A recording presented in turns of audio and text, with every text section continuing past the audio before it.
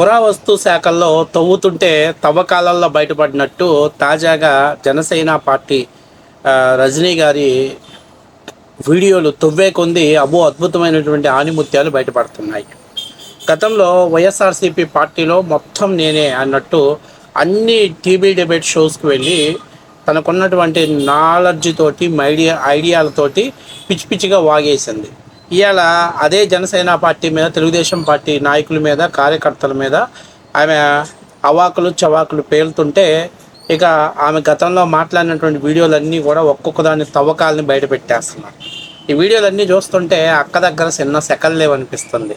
అక్క కంటే ఊసరవల్లే నయం అనిపిస్తుంది. ఊసరవల్లి కంటే దారుణంగా నాలుకని తిప్పటంలో అక్క ఊసరవల్లిని మించిపోయింది అని నేను అనుకుంటున్నా.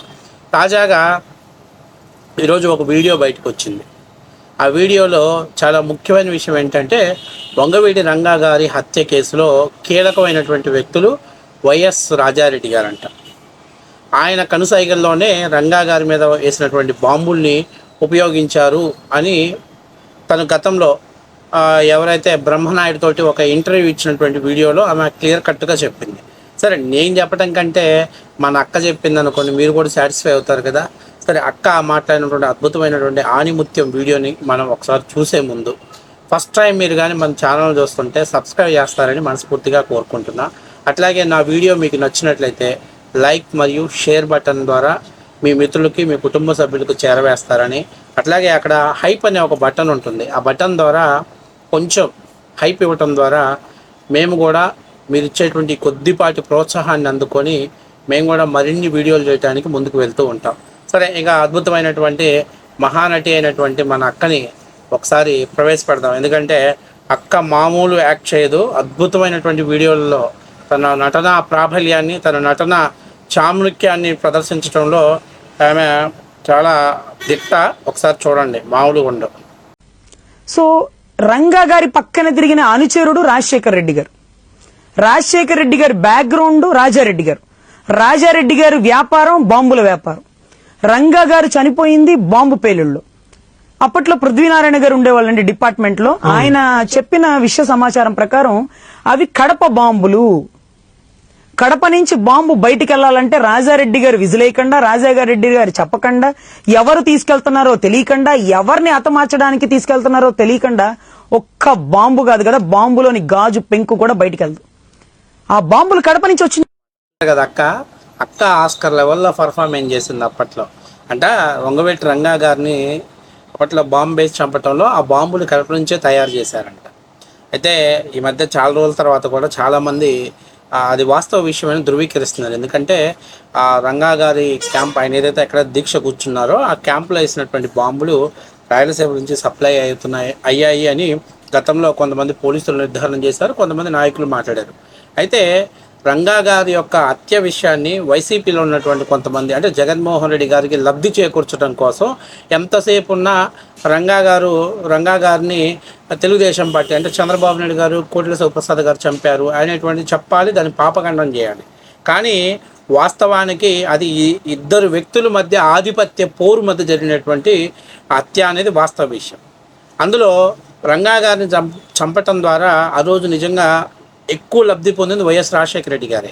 ఎందుకంటే రాజశేఖర రెడ్డి గారికి కంటే కూడా వంగవీటి రంగా గారు చాలా పవర్ఫుల్ లీడర్. అప్పట్లో ఆయన గవర్నమెంట్ లేని రోజే ఒక పిలిపిస్తే బెజవాడ మొత్తం గజగజలాడిపోయింది. అంత పెద్ద జనాన్ని ఆయన సభకు రావటం జరిగింది.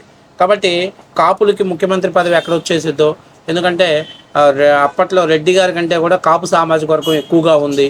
ఈ కాపు సామాజిక వర్గం అంతా ఒకే తాటి మీదకి వచ్చి ఒకవేళ కానీ కాంగ్రెస్ పార్టీ కానీ ఒకవేళ ముఖ్యమంత్రి పదవి ఇవ్వాల్సి వస్తే ఖచ్చితంగా రంగా గారి పిసిసి అధ్యక్షుడు అవుతారనే భయంతో మరి ఈ బాంబులు వాడారా లేదా నేనైతే మాట్లాడదలుచుకోవట్లేదు. ఎందుకంటే వాళ్ళకంటే విచక్షణారహితం లేదు కాబట్టి, వాళ్ళకి అన్నం తింటలేదు కాబట్టి అలాంటి మాటలు మాట్లాడతారు. కానీ ఇక్కడ ముఖ్యమైనటువంటి విషయం ఏంటంటే రంగా గారు అట్లాగే నెహ్రూ గారి కుటుంబాల మధ్య, ఈ రెండు కుటుంబాల మధ్య జరిగినటువంటి అంతర్యుద్ధంలో అటువైపు కొంతమంది చనిపోయారు, ఇటువైపున రంగా గారు అలాంటి వాళ్ళందరూ కూడా చనిపోవటం జరిగింది.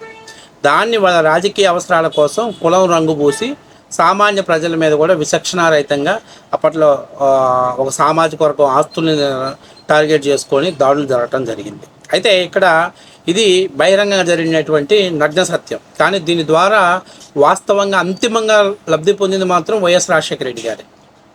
ఎందుకంటే రంగా గారు అంత పవర్ఫుల్ లీడర్ మళ్ళీ కాపుల్లో నుంచి ఎవరు రాలేకపోయారు. ఉన్న అడపా వాళ్ళందరూ కూడా రంగా గారికి భయపడిపోయారు. అప్పట్లో ఇట్లా చెంచాగిరి మాట్లాడేవాళ్ళు ఎవరైనా ఉంటే దవడ బగలు కొట్టేవాడు. అందువల్ల రంగా గారు అంత పవర్ఫుల్గా లీడర్షిప్ నడిపేటువంటి వాళ్ళు కాపు సామాజిక వర్గంలో అది కాంగ్రెస్ పార్టీలో ఎవరు రాకపోవడం అనేది వాస్తవ విషయం. ఎందుకంటే అది రెండు కులాల మధ్య జరిగినటువంటి ఆధిపత్య పోరు అంట నిదర్శనం.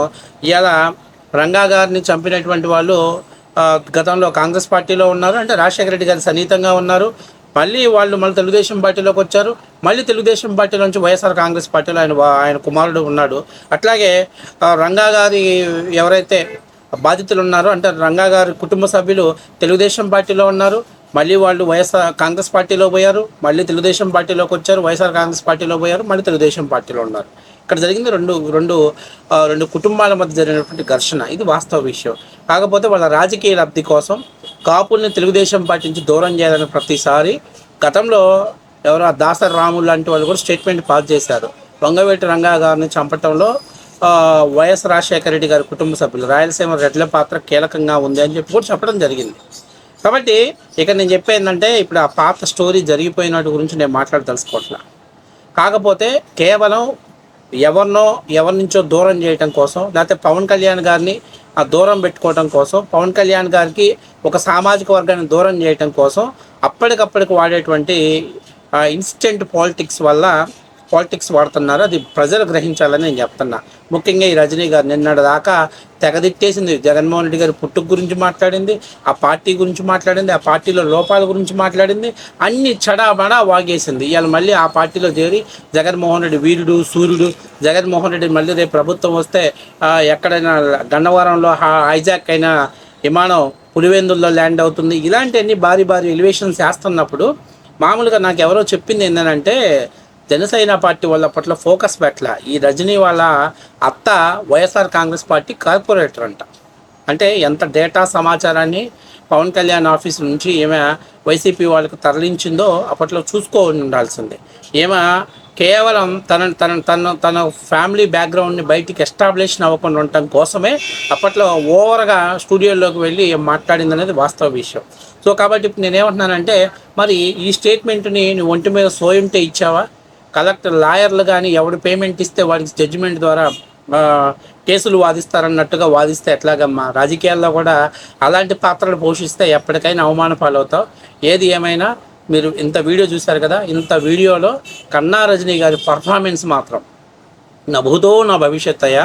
ఆమె కోటు విప్పదు కానీ కండవలు మాత్రం ఎప్పటికప్పటికి చేంజ్ చేసుకుంటూ తను మార్చుకుంటూ ఎక్కడ పైసా వస్తే అక్కడికి వెళ్ళి పర్ఫార్మెన్స్ చేయడం అనేది మా అక్కకి బాగా అలవాటైనటువంటి విద్య.